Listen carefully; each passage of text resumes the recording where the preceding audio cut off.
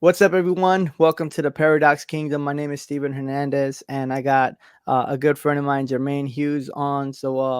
Glad to have you on, man. How's everything going? Things are good. Things are good. We have a 8-month-old baby now, Yeah. and so just enjoying the fun and the adorableness of having a baby. So it's been pretty cool. So that means you're getting some sleep now, right? No, that is Okay. Not yet. I forget the times that you start getting some sleep. It takes a little while. right, right. We're figuring it out though. We're struggling to figure it out. And so we are trying. We're trying. Yeah. Yeah. So that's what's up. So I brought Jermaine Hughes, and actually, if you want to give like a short, quick little bio about yourself, but he's been on amazing, like just giving tips about money, doing some amazing once in a lifetime opportunities to go on vacations, and we'll talk about that, dream vacations and stuff like that. But if you want to just give a little bit of who you are, what you do, you have many hats and hats without hats, right? Hats without tops type of thing. But yeah, if you want to share a little bit about that, and then we'll get into it. Okay, sounds good. I would say the first thing is I am and always have been really into the arts and so forth, really been creative. I have a book of poetry that I put out called Woke Not Broke. And that was following some of the understandings that I began to gain in my late 20s about finances, money management, personal finances. And it's part of the efforts that I've had to educate other people locally, young adults, even teenagers in high school about personal finances, particularly because I never heard anything about it. My parents, mother and father, neither one really broke it down, took the Yeah. time, said, okay, this is how it works. Let me give you the whole spiel. Mm, It sounded like when I began to ask people around me, the more I began to have questions, what people were doing. A lot of people didn't have answers. yeah. However, there were some folks who did have some answers, but they also didn't want to share everything. And Mm, so it became very clear that this was something that not only needed to be addressed, but something that not only impacted me personally, but of course began to impact friends of mine. You know, I ran yeah. into people who struggled with finances, and uh, it almost was very normalized for a lot of us to say things like, you know, man, I ain't got it. I'm broke. I spent it all. Good credit. I don't even know what that looks like. That's for the white people. You know what I mean? It just became so normal. So I definitely really wanted to make sure that I was getting it and figuring it out so that other people uh, would feel like there are those of us, if not just those of them, right? But those of us who can put the time, energy, and wherewithal together to figure it out and to do well with it. And so it's something I really want to make sure that I can help as many people as I can with it. Absolutely. And so it's funny because as you were talking, it made me think of another story, which we're going to talk about next. Because I wrote some notes. We have some notes. Just thinking about the idea of, and so the topic is money is not evil, and tips for Christians to have a better relationship with money, with finances. And not just Christians only, but I feel like as Christians, we really have we know the scripture, but we always misquote it that money is evil, but it says the love of money is the root of all evil. But Hmm. so I'll share a little bit of my story, and you did as well, but you can go a little bit more in depth. But so I started off as a battle rapper, and because of that, it was all about money, right? Like everything was about money and girls and all that. So when I became a Christian, I went to the other extreme where money was evil, and that was my misinterpretation of it, right? I didn't understand the scriptures, I didn't read the scriptures, and um most churches don't really talk about money unless it's about tithing, right? So Hmm. I went from one extreme where it's all about money to money is evil. But as even as you were talking, the part that reminded me was my mom kind of, and my parents, they bought me whatever I wanted for the most part, right? We were hood rich. Mm.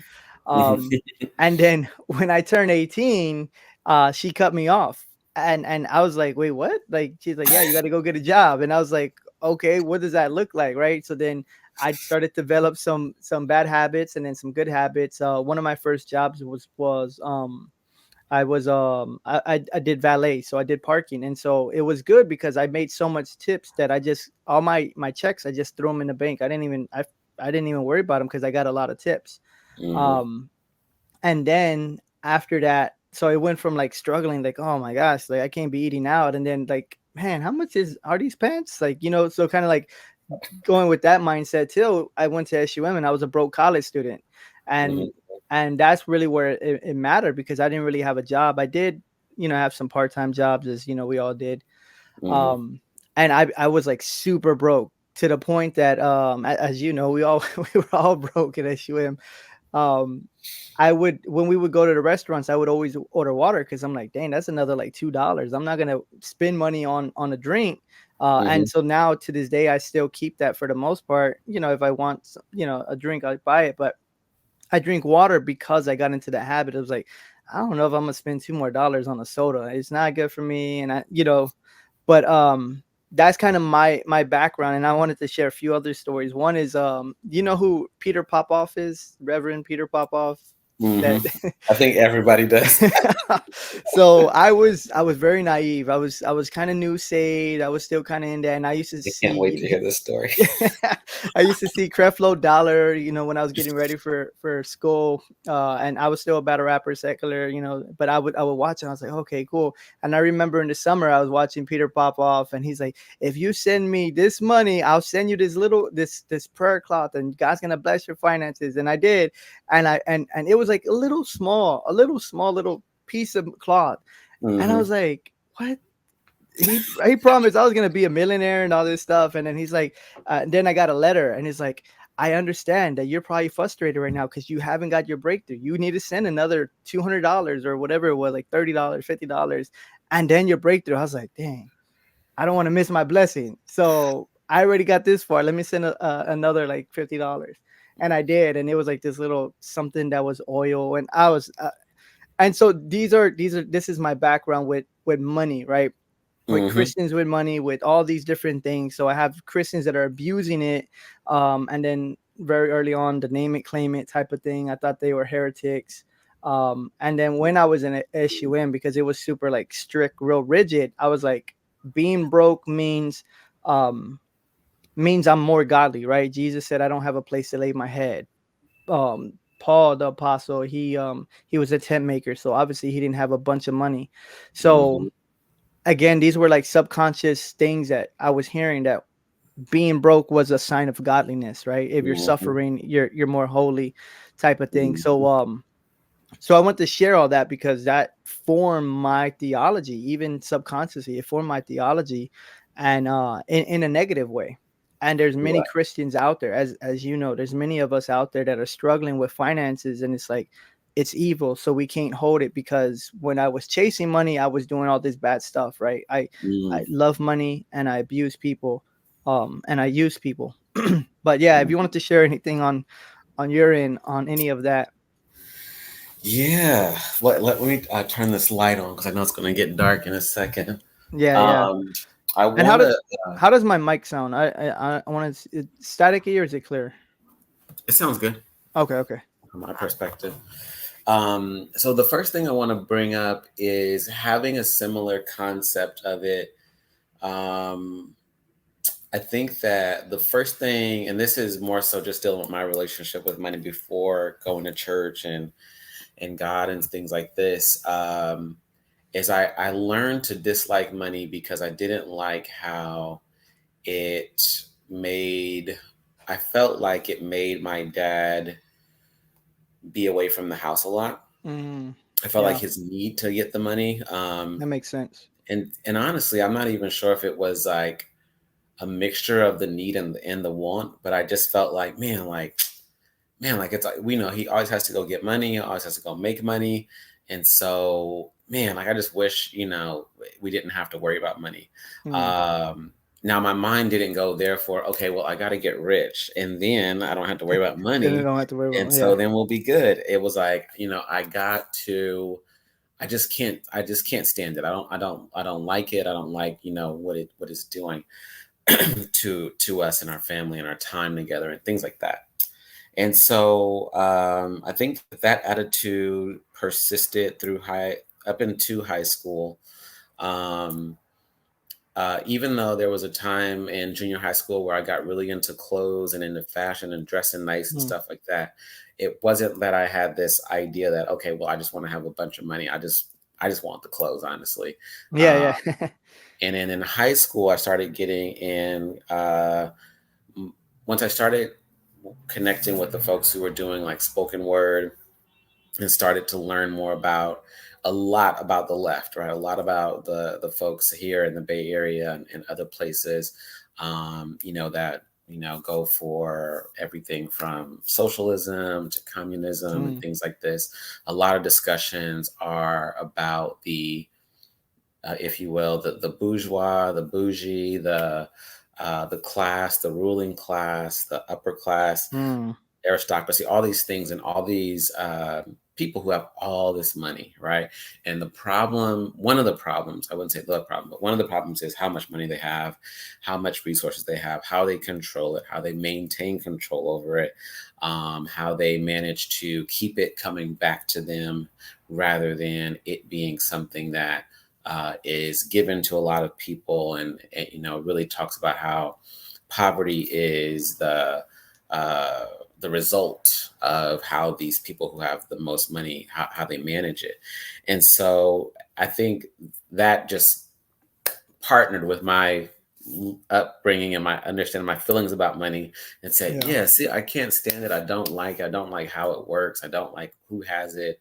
I don't like what they do with it. I don't want to be someone who is consumed with it, yeah, who was yeah, always talking about it, thinking about it, got my mind on it. How do I make more? How do I do this and how do I do that? I want to be someone who is maybe more people focused, more loving, more giving, generous, and things like this.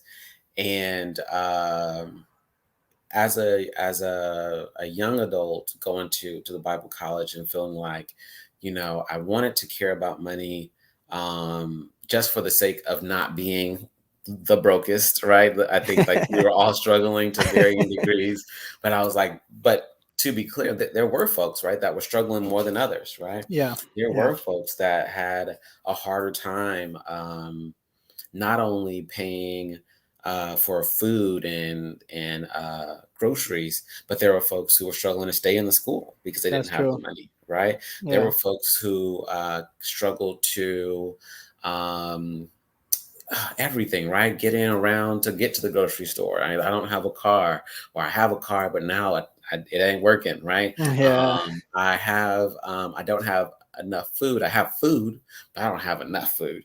yeah, And there was a part in all of it where I was local. A lot of people moved to Oakland to go to school. I was from Oakland, so I was able to work, or I knew, not only was able to work here because I had a job when I first joined the school, but also when I started working with Points of Light, my family was like down the street.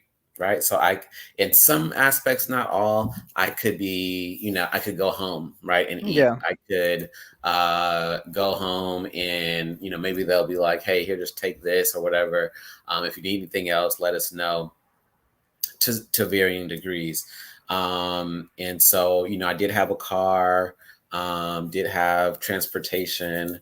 And so it did feel good to have what I needed and to yeah, not struggle a whole lot. But I also knew that I wasn't pursuing money. It wasn't like I was like, we're we're all at Bible college and we're at Bible study, and they're like, so does anybody have anything to share? And I'm like, yeah, man, I'm trying to make this money. You feel me? Like yeah, it wasn't nothing like that. I felt like I was content with making whatever I was making and just trying to make it work. I would say to your point about the more you learn about Jesus, the more you learn about the disciples, the more you honestly, we weren't going to Bible college because we were just casually thinking about being Christians, right? We were like taking it super serious. And I Yeah. feel like the more that you start to take it to varying levels, you start thinking, well, um, who were the most who were the closest ones to God, right? Who were the ones who did the most? Who has those testimonies, right? We would read the books, about Nikki Cruz, and we read about folks in Asia, read about folks in the Middle East and folks in Africa, and we hear these amazing, crazy testimonies of people who didn't have a whole lot, but who Yeah. tried and worked and gave so much to God that it was to some degree normal, natural for us to come to that conclusion. Like, this is what God does, and this is where God Mm. shows up. And there was a lot of times where I um, following Bible college, where I went on mission trips, quit jobs. I worked at FedEx. I worked at FedEx. I quit to do Points of Light Mm. after college, and after Points of Light, I went back to FedEx. I quit FedEx again to go and do a mission trip to Ethiopia.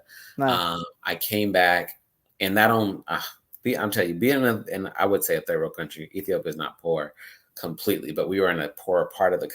country. Yeah. And being in a poorer part of the country for a good amount of time, and then coming back to all that America has, Mm. it was just Mm. mind blowing, like culture shock to be around all the freeways, all the all of the grocery stores, all of the Wow. coffee Yeah. stores that are just full of stuff. Like you go to Starbucks and you have a whole counter dedicated to stuff apart from coffee. Like it's like, wait, I thought we were at a coffee shop. It's like, no, that's just what we do over there. Yeah. We But got we have some all the food. We got some pastries, snacks. right? Yeah. We got all the cups, we got all this, and it was just like, wow, we have so much. So And so much. that really also impacted me in a way where it was like, I feel like if we acknowledge how much we have, we're actually pretty rich already. Yeah. We don't need a whole lot, and since we don't need a whole lot, then I don't want to have to like put a whole lot of energy towards getting a lot more, and having more things. Um, and that worked. That worked as long as I wasn't dating. Yeah. Yeah. Say and that. that That's and it one of my was questions so that I got down later. But yeah. yeah, that was the I think that was one of the points that really, like, I wouldn't say snap me out of it, because it wasn't a snap, but it definitely was like, one of the reason why this is gonna struggle is because you don't have anything. and and that's just one of the reasons. Like, you're going to struggle for a few other reasons about communication. You're going to struggle because vulnerability, and being in touch with yourself and your emotions and all this stuff.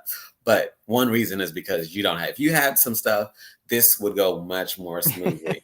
And in time, I had to uh what I want to say, for lack of better terms, and then we could even speak to it. But there was a part where I felt like, yeah, that stuff about China is real nice. But if I'm gonna get married, I have to Yeah. create some separation from all of these ideas, because if I come in with nothing and I'm like, what's good? 90% of the time, they're going to be like, don't get me wrong. Right. I think you're nice. You might even be cute. But this can't work if you have no ambition to have your own things, take care of yourself, take care of me, take care of any Yeah. children, maybe the family, the whole nine. If you are completely focused on this Paul I want to say Pauline life, this Jesus of Nazareth type of life, like, I don't know what to tell you, Right.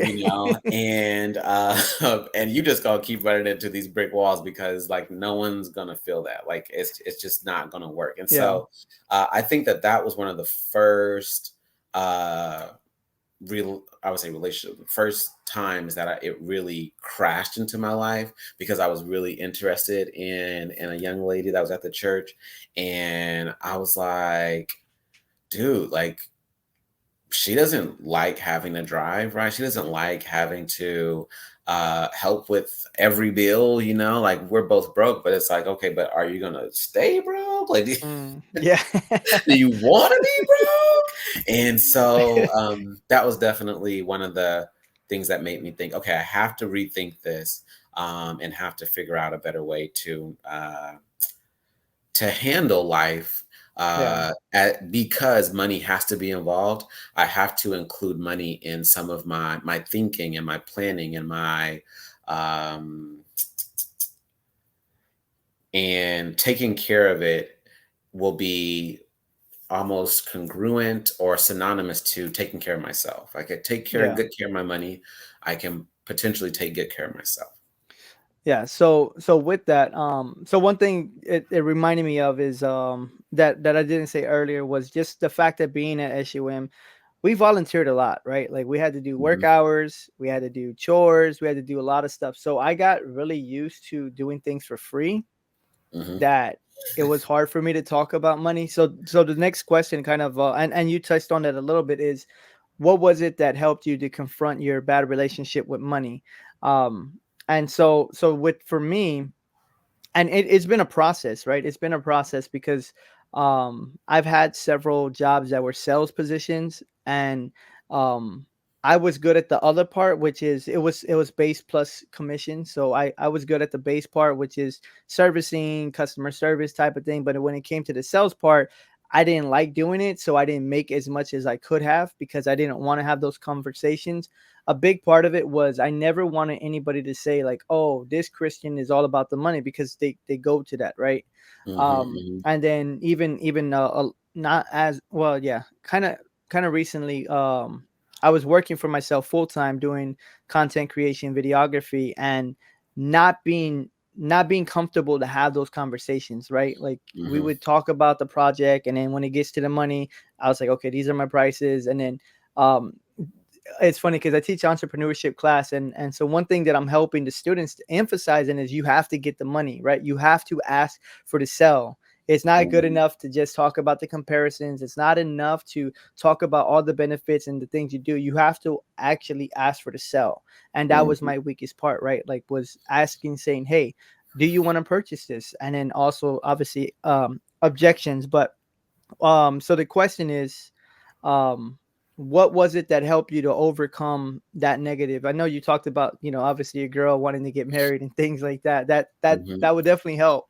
But Hmm. is there something else that kind of helped you, like, say, dang, okay, this is an issue and I want to grow holistically, right? Like sometimes Hmm. Christians, we only think about the spiritual part, but we don't think about the mental, we don't think about the physical, we don't think about the finance, like all the different areas, which is great that you have an emphasis on working out and things like that as well, eating healthy. We talk about our temple, but then we mess up our temple. Right, right. But are there other things as well that made you say, you know what, this is an issue, and I'm not going to just continue along as we can do? Yeah, it really came to a head following. I was living at my grandmother's house, and she said that I had to go. Me and my mom were living there. She said we had to go. Mm, So I went and moved in at my dad's place. Um, I very reluctantly, honestly, very reluctantly moved in because I knew that our relationship. Yeah, yeah. I know that our relationship could be contentious, and so I reluctantly moved into my dad's place. That still owned the place that we grew up in, and so I lived mm, there briefly. And so what ended up happening was I was living there, and I was working a job. I had just, a job. That's all it was. It was a job. I was working at paratransit, driving these buses and picking up the elderly, disabled, and stuff like that. And it was a job in which the hours weren't guaranteed. mm. It wasn't 40 hours guaranteed. It was like you might get 40, you might get Yeah. 36, you might get 38. You never know. And there was a time period in which like I was doing like something close to 38, 39, and then it went to like 32, 33, 34 for like a few weeks. And my paycheck was just shrinking Hmm. and it was hurting because I was like, I know that I don't have enough to cover all my bills. Yeah. But with that being said, what can I do in this situation? So the first question was, how can I better manage it such that I can cover all these bills? And the second question was, how can I possibly make some more money? And so that began to make me go, okay, well, what other jobs can I work? Who's hiring and pays more per hour? Who's hiring and um, there's a lower cost in terms of transportation, driving there. Okay, if I drove there, uh, it's across town, that would take a lot of time. But if I worked somewhere close where I didn't have to drive, I could ride a bicycle. Hmm. Hold on. All these questions started to cross my mind. Okay, how much is gas? How much is car insurance? How much is Hmm. getting the car fixed if there's a problem with the car? How much? And so I just begin to think, okay, how can I decrease everything to the best of my ability? Um, and with that, create room in my budget and save what I need to save and budget in a way that works for myself. So honestly, I started riding a bicycle to us. At one point, I started working at Applebee's and then started working at Starbucks around the same time. Hmm. And so they were both local. I could ride my bicycle to Applebee's and then ride my bicycle to Starbucks or vice versa. And at Starbucks, it was fine. Nobody was clowning me. When I got to Applebee's, they were like, "Oh no, you didn't. You got a helmet. You don't got a helmet. You got a bicycle. Where's your car? All this stuff." People were clowning me so hard, but I was thinking, I know this is really smart. It's really interesting how no one is like congratulating me, encouraging Hmm. me, like, bruh, I get it. It Yeah. be like that. What are Yeah. you saving? What are you saving for? How much are you saving? That's good. No one was Wow. asking me that. And so a big part of that too was that that's when I first stumbled upon Dave Ramsey. I think the situation made me go, let me go on YouTube and literally type in how to budget, type Hmm. in how to save money, and started watching those videos, watching other people's videos, and trying to get a clue of what everybody's doing. Started to ask people about it, and of course, there's not a lot of people talking about saving money. And so, the more that I got into it, the more willing I was to do those things. I remember riding my bicycle to Costco and getting my groceries and having a little basket on the back and Oh putting all wow. my stuff in the bag. This is I before you were dating, right? definitely Definitely before I was dating, and I would Okay. Okay. say, and at some point I started dating again.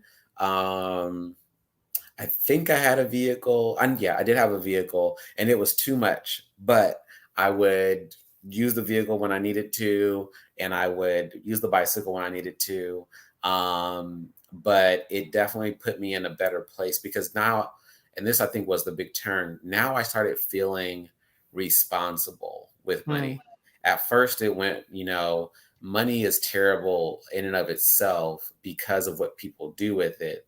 But Yeah. if I get really good at being really careful with my money, then I have now a sense of pride, not because of the amount that I have, but because of what I do with it and what I don't do with it and where Hmm. I go That's with it and good. where I don't go with it. And so I think that that was probably the moment in which everything changed was me learning to value the stewardship, if you will, um, over the amount or the possession of the money and just how much I have. Hmm. That's good. So so I was gonna go to one of the things you said, but I think it's good to go here before. But what are some principles to live by? Because one of the biggest things that I've noticed. All right, so well I'll say this and then we'll go into that because it links. But I became in a sense a minimalist because of my situation. So after graduating from SUM, me and Susie got married a week after, and so God told me to quit my job. So I didn't have a job for about 3 months. I was looking for a job. And I thought, right, we get our degree. All right, cool. I'm going to get all these calls and we're going to take over the world and pastor and all this stuff. That didn't happen. My first job was working at a valet. Again, I was a valet driver. So they're like, hey, cool. I was Mm. like, I got a bachelor's degree. I didn't Right. want Like, that, but that's the only place they called me back. And I was like, hmm dang. So I had to do it because we were at that point. So we were broke. I went to Massachusetts. We went to Massachusetts so I can get my master's. While we hmm were there, same thing, and it was interesting. It was kind of culture shock in a different way because it was predominantly Asian and Caucasians and some Africans, not African American, but Africans. right, So right. most of all of them had money and they had like Audis and all kinds of nice cars and their school was paid for and all this stuff. And I was like, I, Really? I was working uh three part-time jobs basically, Uh-huh. taking care of horses, working with some students, and then also doing some like random handyman jobs. And um what school was that again? Gordon Conwell up in Gordon Massachusetts. Conwell. Uh-huh. Yeah, theological seminary. Mm. And so just seeing that because there was a lot of racism in general, but Mm-hmm. also seeing the different classes, right? Like Mm-hmm. I'll be sometimes I'll be late to class because I was like, dang, I had to do X, Y, and Z, and then we had no car out there, and literally you need a car to survive in the area we were in. It's rural, Mm-hmm. everything's 15 minutes away. Like to get gas or to go to the grocery store, it's like 15, 20 minutes away. Like you have to drive far. Like it was just like, Mm. yeah, it was like, and so someone actually gave us a car a few months after we were in there. Then we had to get inspection. The car wouldn't pass inspection. So then we had to buy a car. But so we had one vehicle. And so Susie was working. I was in there, but most of the stuff we got was free. It was from the place called Give and Take. So you would bring some stuff and then you would take some stuff, Mm. and most of our furniture and everything. So we were like minimalist. We're like, well, we got what we need. Mm. And so it was by force that we became like that, right? Like we had to be very Yeah. good stretching our money, right? We had Mm-hmm. um and then when we started to do better, when we moved to New York, we were up there for half a year, and then we moved back to Texas. Then we started to do better because we had two incomes versus just my income or just Susie's income, and so we became consumers again. And Mm-hmm. so Mm-hmm. that was the biggest thing, because kind of like you're talking about, like when you have the spouse type of thing, and it's funny because our the pastor in New York, he shared a story which kind of like it helped me, but then also messed me up. And he said, because all the ministry we were doing was like in straight up inner city, kind of like what we did in Oakland, right? Like we were feeding, we were doing all this stuff. It was a 48% dropout rate, so almost one in every two students is dropping out of high school. There was a lot of crime, but the pastor lived in a real nice area. Like we lived in that area because it was a home purchased by the church, but he lived in the nice suburbs. And I was like, how does this make sense? Like what's going on? And so Mm-hmm. it's funny because he's like, trust me, I know. Like I didn't even say nothing, but you can see my face. He's like, I know. Mm-hmm. He's like, my wife just had a better prayer life than me. And then he Mm. began to tell the story. He's like, I wanted to live where you are living. But my wife prayed and said, no, we're not having that. We're going to live in a nice area. Mm. And she had a better prayer life, and God opened the door and we bought this place. And so, so there's that conflicting thing, because I was roughing it, right? Like in the dorms, Yeah. we were kind of, in a sense, roughing it. Growing up, I had my own bedroom and my own TV and stuff. And then we go into the dorms where it's sharing a smaller bedroom with three other guys. Right. So those were some things that just kind of reminded me, but I wanted to talk about some principles and some ways to break consumerism, because I think that that's really big on the church, right? We're in a microwave generation. We want it now or it's not God type of thing. Mm. And so I'll share this and then I'll let you share. But um I don't have Amazon Prime, but I got it free for a month, the trial. And I bought so much stuff in that month just because it was going to get here in 1 or 2 days. Just And because. yeah, and it's Mhm. insane how much stuff I literally had to cancel it before. And they're like, you got this many more days. If I was like, Nah, cancel. man, let And me it, out of right, this. yeah, it was bad. It was bad. Like I was like scrolling and scrolling. I was like, huh, what else do I not need, but I can get it today, and this is amazing. And it's funny because like a lot of people have it, and then I was like, oh, there's TV. I can watch this show I wouldn't want to watch, and I can watch that. Um Mhm, and then even like I have a PlayStation 5, and I was playing Call of Duty a lot. Like I got really addicted, and then I had to cut that off.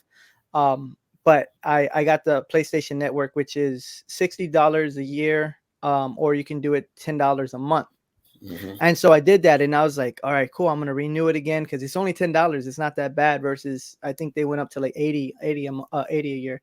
I had to cut that off. I was like, you know what? I'm just gonna. I need to break this consumerism because I see it in many areas rising, and the Amazon Prime really was the big one that showed me how much I'm on it. And it's funny because every day Amazon's like, hey, browse some of this, browse some of that, and I'm like, Yeah, no, I don't yeah. want that.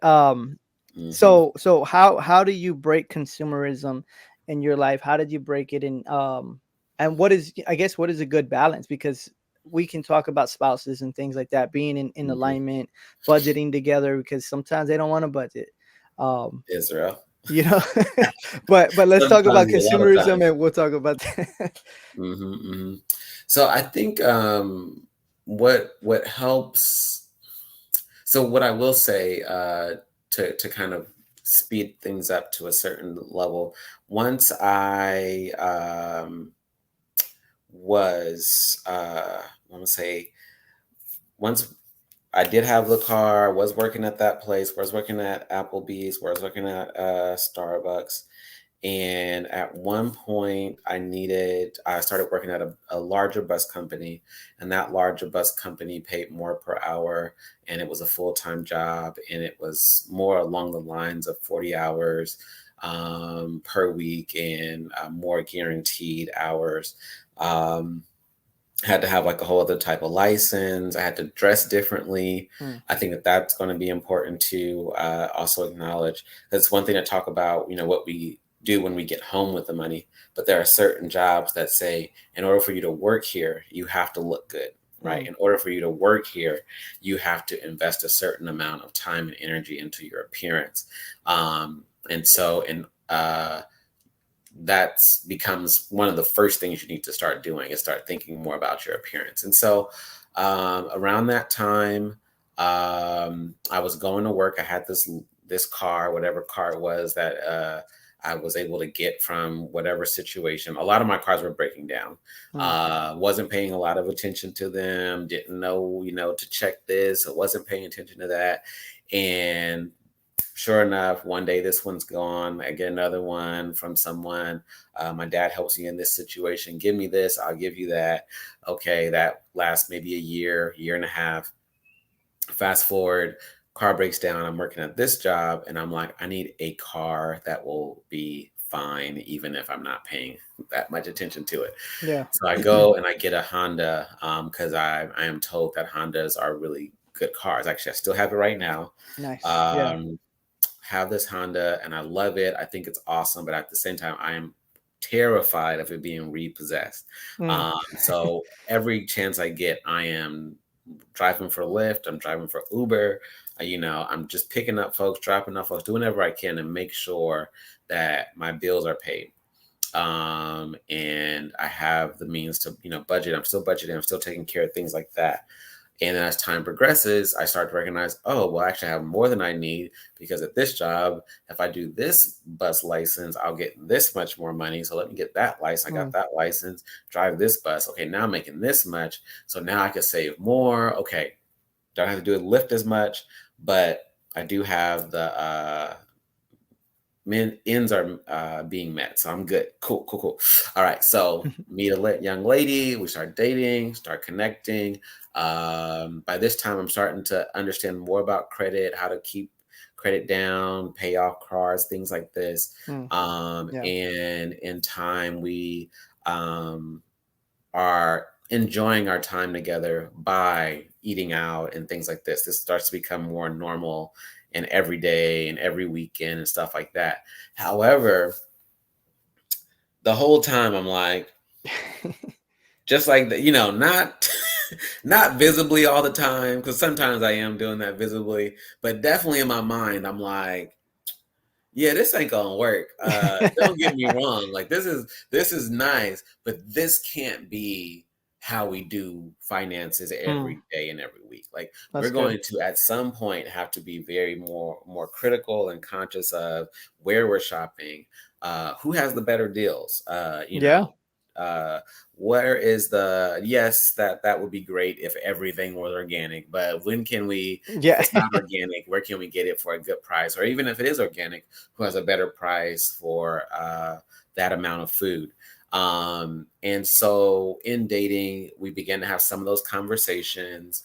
And I'm letting her know this is, it's not a game. I literally, I brought her to different workshops I was doing. Like, hey, I got a workshop. I'm going to talk Mm, about finances, just so that you know, like I'm kind of not playing. Like yeah. I do care about this, and it's going to be a big deal sooner or later. Just know we got to have these types of conversations. Hmm. And a friend of mine actually just this weekend asked me. He said that he was just starting to date someone that he really likes, and he feels like they're really different about finances. And he said, how did you guys kind of like help get on the same page? And I said, I just waited. I just waited. Like I know, I know what I know. I know what I'm thinking. I know if you give me a chance, we can figure something out. But I mean, if you got it right, we gonna be all right. And if we ain't gonna be all right, then you'll have a question, and I'll have some answers. And so I just waited. I just waited, and sure enough, there was a trip that happened. We went to Puerto Rico, and the whole time I was like, mm-mm. No, no, no, no. Don't get me wrong.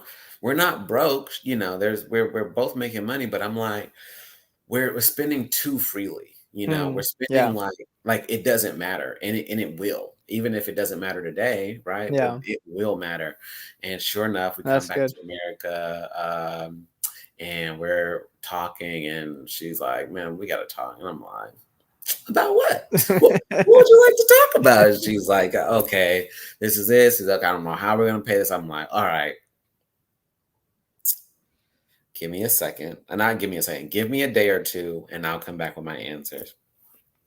So I start writing everything down. I'm literally writing stuff down on notebook paper and like art paper because I wasn't really using Google Sheets like that at that time.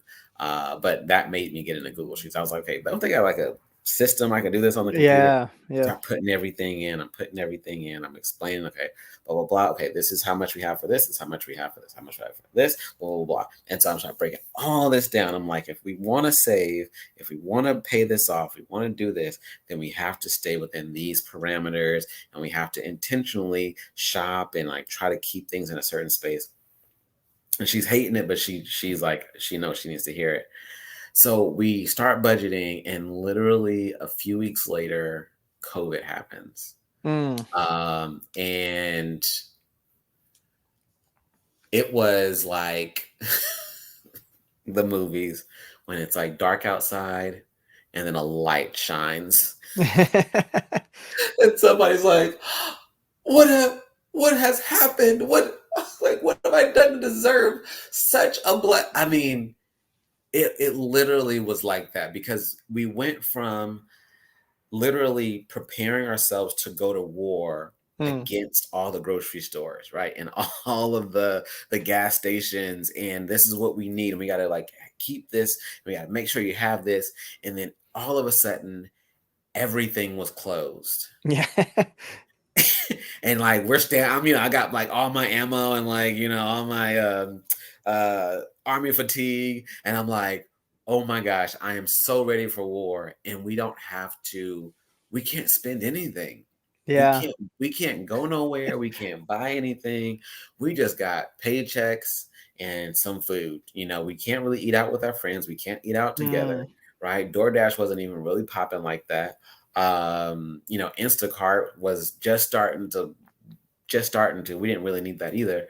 And so there's all this money coming in, and I'm like looking at all the credit card bills, I'm looking at all the car notes, right? I'm like, let's go. I'm talking about let's kill all this. I'm talking about every Yeah. card, every car. Let's do that like as soon as possible. And because it was such a dream come true, I really felt like I couldn't uh I was really scared that we were going to lose our jobs. That's all I could think. It's like, man, Oh, yeah, I yeah, know I'm that's about to lose true. my job. Like, I know this. We can't just pay off all these cards and everything be fine. Like, I'm going to lose my job. It just has to happen. It's only fair. It's only like right. And so we didn't lose our jobs. But all that to say, to get right back to the question, is that I think that we definitely begin to experience, oh, this is what we can do when we combine our money. This is how cool it would be once we can help each other pay for things. And, oh, where do you want to go? And we could do this. And then I think it just became very clear, given that trip and other things that we may want, that, oh my gosh, there is a limit, even if you really are making some good paychecks or whatever it is, your desires are somewhere going to exceed what you have. And you're going Mm. to say, but what if we do this? And it's going to be like, yes. And then you do it and you go, that was a terrible idea. And we should not have done that. And we have to come back to this place where we go, let's be very strategic, very careful, very smart, and think through all this stuff so that all this stuff gets taken care of. And it was just fortunate. We were just fortunate to be in a place where we both kept our jobs. Yeah. Honestly, none of our family members passed away, fortunately, because Yeah. that's a real thing. None of our friends were passing away. And so it was such a blessing in disguise to just have that huge opportunity to Just save and not yeah. be able to spend. Um, and it was definitely a time where, again, everything got taken care of. So I think in that we really recognize, if we can keep our expenses to a minimum, we can do a lot. Yeah. If we can find a way to not spend whatever is in that dang account, we can do a whole lot. So let's try our best to just, to some degree, like you said, budget. Now it's really hard because it's not me. And it's not just her, right? She has a son. Now we have a daughter. Like, there's all these competing interests at all times, to keep a budget and to stay within our means. Um, and so there are times where I'm just like, man, this is just what it is. And there are Yeah. times where I'm like, no, no, no, no, no, no. I'm going to like keep saying no and keep saying this is not a good idea. And sometimes, sometimes I've done it recently and sometimes I've done it a long time ago. But I'm like, I just gotta let you know, like, this is not a good idea. You guys can do it, but just know in a couple months, I'm gonna be right. And you're Yeah. gonna be like, why did we do it? And I'm gonna be like, exactly. Told you. So let's Yeah. go back to square one and do what we need to do, because at some point, we kind of got hyped up about something got exciting, and we went ahead and purchased something that we Mm. really can't afford to Yeah. pay for. Um, yeah.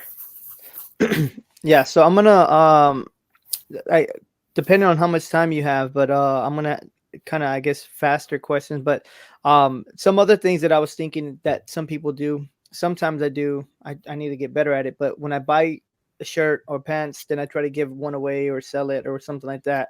So Mm, as we get, then we give, so that it's not just continue stacking up and having a bunch. Another thing is Goodwill, Facebook Marketplace type of things. Another mhm, one that is good that I guess I should probably take more inventory on is that if I don't use it in 6 months, then I probably don't need it.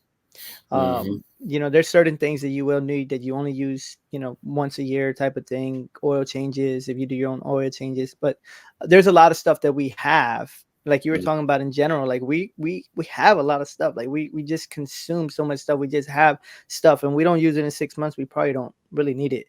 But yeah, what are some other tips if you wanted to do kind of like not lightning round but a little bit faster, just so we can have a few more things to talk about? But yeah, what are some tips? So I'm going to say the ones that you have mentioned, and then you can expound on the ones that you want to, for those who don't understand. But you said tracking finances, writing goals, dream vacations. My other question was, is there any scriptures on money, any books, that you read that are really good. The idea of being a steward, right? Like that's super important for us to understand that we're stewards of this. This is not even ours, right? Like this money, our Yeah. family, our stuff is not, it's not really ours. Budgeting. And then the other question I did have is how to make a budget if your spouse doesn't want to. Um, and the other thing is, you talked about like your environment not being there. You go to Applebee's and they're clowning you because you're on a bike, right? Hmm. Like we Hmm. we see the same thing with J. Cole right now. He rides a bike often, but we see he apologized to Kendrick Lamar type of thing, and he's saying Hmm. that didn't feel right with me, right? I did Right. something, and inside me as a man that didn't feel right, so I'm undoing it in a sense. I'm apologizing, but we have those environments that they're gonna say, man, you're dumb, just spend your money, YOLO type of thing. Yeah. um don't budget, like why, you know, you have the money to spend it. But Hmm. I said a lot, but any of those things that kind of resonate that you wanted to share and expand on? Yeah, well, I definitely one of the first things that came to my mind, honestly, was purchasing what I would say is investing in ourselves. So one thing that I did do that I'm really glad that I did during the pandemic is I purchased a bunch of gym equipment. Hmm. And it's crazy because I mean, started work. I was working out a lot 2021, 2022, really lost momentum, got down and out. 2023, it continued into late 2023, and then I started to get back into the rhythm of it. And I was so glad that all those things were still there, right? Yeah. I could easily have joined a gym and kept the membership and then canceled it. And then I got to go back and like, hey, can I have another membership? Because either I had some stuff and I got rid of it. But it was just such a blessing to have all that stuff that was still there and it was Hmm. mine. I Yeah. think about it even in when you think of when you've spoken about camera equipment, the things that you have Hmm. even for the podcast. There may be a time where you go, hey, like I don't have the time like I used to really invest in it. And you can leave it right there. You don't have Hmm. to be like, let's get rid of it. It's gone. There's a lot Yeah, of things, that's no good. doubt, especially when it comes to like, some things like clothes or like games or things, things that we could get rid of that we're not going to be like, oh man, like I needed that. But in terms of things that we could find ourselves needing for our own well That's being, good. like equipment, even like I mentioned, some of your stuff with photography, Yeah. um, computers, whatever. Some of these things you're going to need 5, 10 years from now anyway. Yeah. So even if you're not using it, I would say certain things definitely when comes to clothes, that I hear that, but infrastructure, if it can help you, if it can help you make money, Hmm. That's keep that. good. Keep Yeah. that because that can be useful one day and you're not sure when it's going to become valuable again. um, I think a big That's a good thing, point. Yeah. definitely with tracking expenses, when it comes to using credit cards, we do use credit cards, but we do make sure to pay them off on time all the time. Hmm. Sometimes I would say sometimes, but a lot of times I pay them off early, to make sure that whatever is being spent, it's not like, oh my gosh, I didn't know that we spent that much. It's like, no, like I saw what we were doing.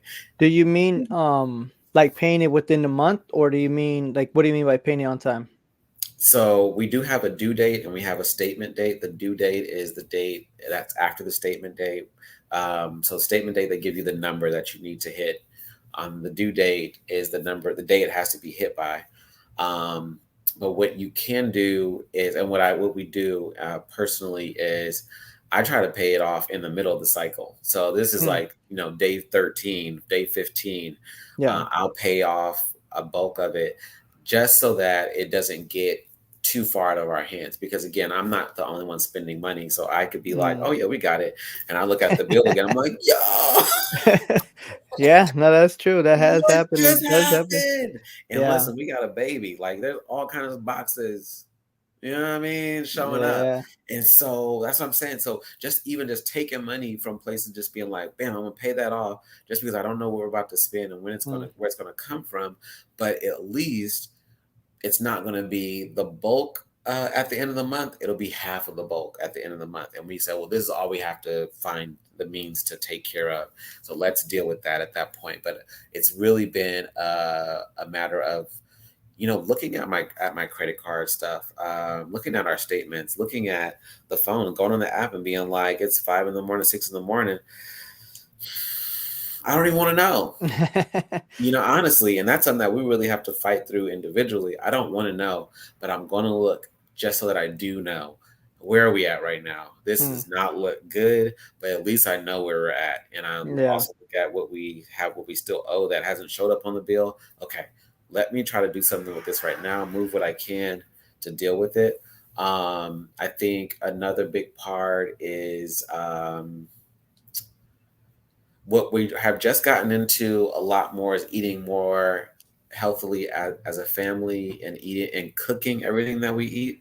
Yeah. Not everything, but I would say at least 75% of the things that we Yeah. eat, maybe even like a good 80, is now starting to be done at home.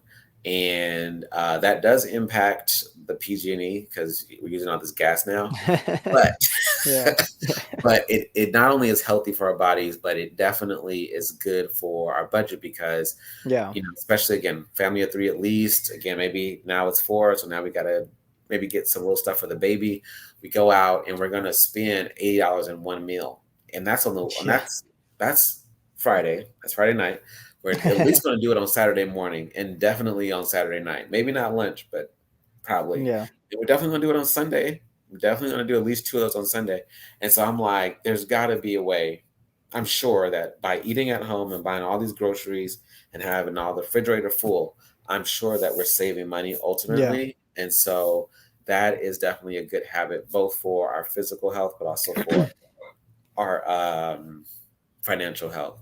Um, All in right. terms of only thing I would say about budgeting with our partners, it's like I said, we can't control it all. And if honestly, if we fought about all of it, it wouldn't work. We would just be like, okay, so I guess we're done. Because if we fight about all the things that we're gonna about everything that we bought this week, Yeah. then we're gonna be fighting every week. This week. So let's not fight every week. But I say, like I said, doing your best, right? Do your best. If Yeah. That's you good.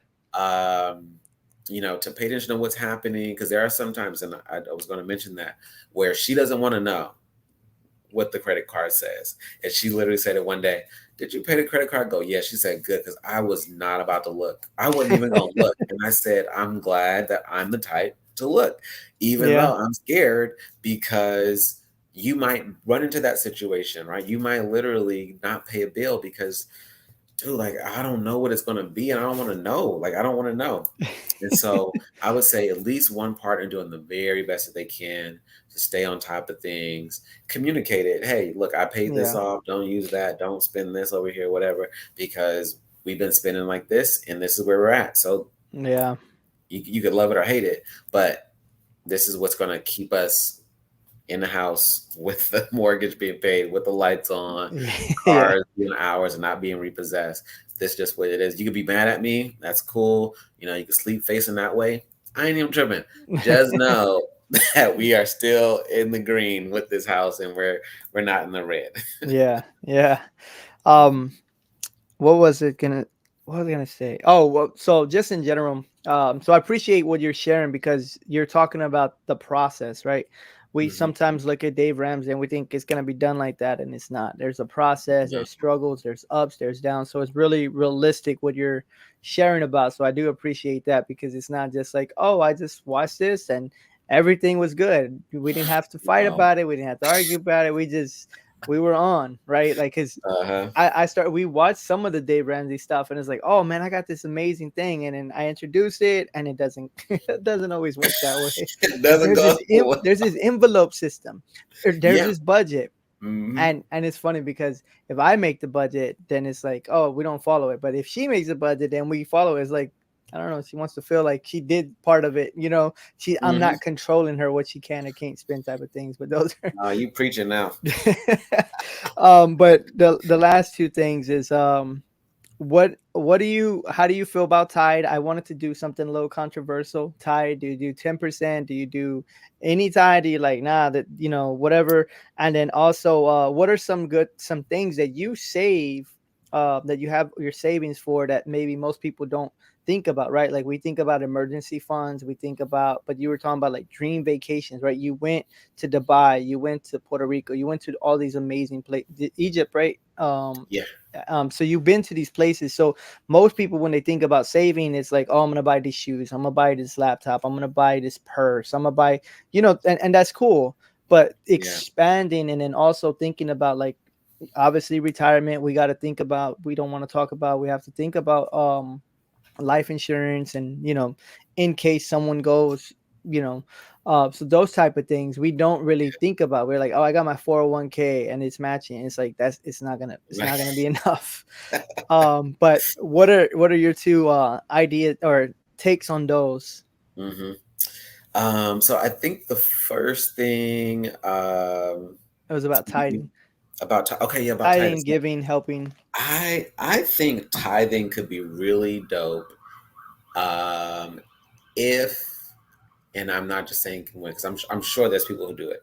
I am sure that there are some churches somewhere around the country and around the world where they talk about money with the congregation, and the congregation is encouraged, I would say strongly encouraged, to save, invest, whatever they need to do Mm, with their money. And so I think that tithing is we do give, we don't do the 10%, and honestly I do feel a way about that. I do feel like we could give more, and at times I think I'm like we should give more, but again I'm thinking if we did, it would be kind of like what you just said about the budgeting. It would be more of my thing, mm. and since it's more of my thing, we probably should run into some more things with it, because it's like, well, you the reason why we ain't got enough for this and this, So I think that would come up, but I think it's great that we give back, if you will, to the house of God, that whole situation. But I I am sure, and Judaism, I am sure that in the Old Testament, that these people, to varying degrees, knew about how to get money and how to make money and how to have money at their house and have whatever saved up, whatever that they need to do. So I feel like that needs to be very clear amongst believers. Yeah, no, that's And good. to some degree, there has to some literal class. We have like new believers classes, and we have like Sunday Mm, school. I think that that's there good. should be Yeah, time absolutely. devoted to, let's talk about it, y'all. What you got to do, what you got to do, not for the body, because whatever you tithe, and that's all cool and good. We're going to be fine. We got a church. How are you guys doing? How are you spending? How are you saving? What are you struggling with? Let's talk about it. Let's pray about it. Let's strategize around it. Yeah, But let's not just pray yeah. and think that God making our ends meet um, is the blessing. And I think, to your point, that's what a lot Mm. of us thought for a long time. And I think that stress that comes with, oh my gosh, what if nothing happens? What if nobody shows up with an envelope and nothing just shows up in my mailbox because I prayed and I got the I'm oil still praying and I for put it that. on my car? Right? Put the What anointing if oil it on the doesn't engine, on the happen that way? brakes. Right, I right. just got my brakes done and I was praying every time I heard that squeaking, like, Lord, I need some money and I don't got it yet. So Right, and honestly, it feels a way, it's to communicate to God about those things, but with all due respect to the miracles that we have experienced and so forth, I feel like in time, again, early 20s, all right, cool, mid 20s, all right, come on now, 30s, mid 30s and upper 30s, I think, okay, all right, y'all, we got to figure out a system that's going to yes. work for our family so that we cannot be looking at the car on the side of the road talking about, you know, we need to pray. We Where's got that to good figure out something Samaritan? better. Yeah. Yeah, Oh man. and so That's really big. I think that's my whole thing about Thailand.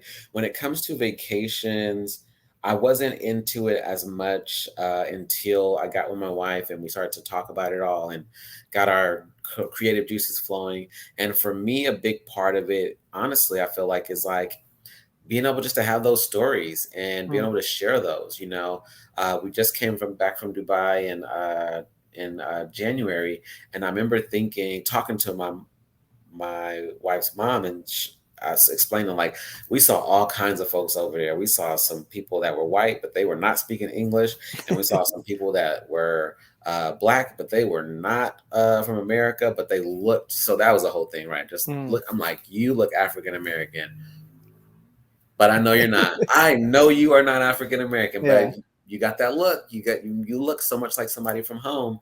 But all that to say was, she said, this is just when we start talking about the Middle East, you're talking about places that people don't go Mm. commonly, and so you guys are really doing something different whenever you guys come here. I'm like, you are so right. Like we feel comfortable going to Jamaica, the Bahamas, and Hawaii, Florida, maybe. Dominican Republic, something like this. But once you just once you're done with all the islands, then Yeah. you start going into other territory, especially when we're not talking about Europe. Maybe you cross to Mm. the international trip, go to Europe. But if you're not talking about Europe, now you're talking about, okay, how safe is it? How comfortable is it? All these things. And I definitely want to be one of those people that, shines that light and goes, you do, it's possible. Like, Mm. no doubt we do have to save. No doubt we do have to have good credit. No doubt we do have to be on top of our bills. But you can go ahead and go to those places and take the pictures and take the videos and enjoy yourself and encourage your friends, your family, and so forth. That this stuff can happen. Like it doesn't have to be out of our reach. Um, we can actually experience that. And so, more than anything, I think that that's one of the motivations for me to go. I ain't never heard nobody go to this place. We're going there. Is to Right. be like, dude, talk to Jermaine. Jermaine went there. He's seen that. He did that. Don't feel like because whether you're a certain shade, you're from a certain neighborhood, you're from a certain economic Mm. background, that these things are impossible. Yeah. They are, and we'd have to push through a lot of feelings and thoughts, but we can go to those places and enjoy those things. All right. So, last thing is, where can they find you? Handles, all that good stuff. Your book, your hats. You didn't share about your hats. Right, right, right, right. So the first thing I'll say is my Instagram pages that I mainly use is the financial fitness guy. I, so I do care about health. I do care about finances a lot, and so I'm still trying to find a way to marry the two ideas. But that's the declaration I'm making is there is going to be a way where we can talk about health and being healthy and being in shape and being responsible with our money in the same sentence and in the same breath, that they don't have to be mutually exclusive. Um, and so when it comes to my hats, I don't have one on right now, but I have a page called Tops Off Hats on Instagram. And on some of the other pages, I sprinkle them in there too. But Tops Off Hats, because I take the top off so my locks can show and be through that. But I do make the hats at home, and that's a whole other thing because I feel like that could be like one of those things where it's like, why are you doing that? You're just wasting money. And then I go and I wear my hats and I go, see, So I know that it's a good thing. I'm just Yeah. got to still find out how to actually make more profit from it. Mm. Um, but it's a thing that has gotten my attention, that sometimes feels like you just are spending money. Um, but I do know that because it is a skill, because it does take time and energy and Yeah. equipment and chemicals and all this stuff, that I know that it can make money. I just got to figure out how to do it the best myself. Mm. Um, yeah, so that's the ways to get in touch with me. All right. Yeah, so I definitely appreciate the conversation. It was definitely a lot of good information. Um, and then you also have a book that they can kind of reach out to you just through your Instagram, right? Yeah. So when it comes to the book, it's called Woke Not Broke, and it is. Uh, I know it's on some website somewhere. We can Like figure that Amazon or out. something? But it's been a minute because I did it right before the pandemic, and the pandemic just threw off, right, Yeah. honestly threw off everything. And so that was one of those things where I could have like taken it more places, performed more places, had more discussions, whatever. But it literally was like weeks before that, and so it's been kind of out of sight, out of mind. But it's definitely something that I do and have done a lot of. Hmm.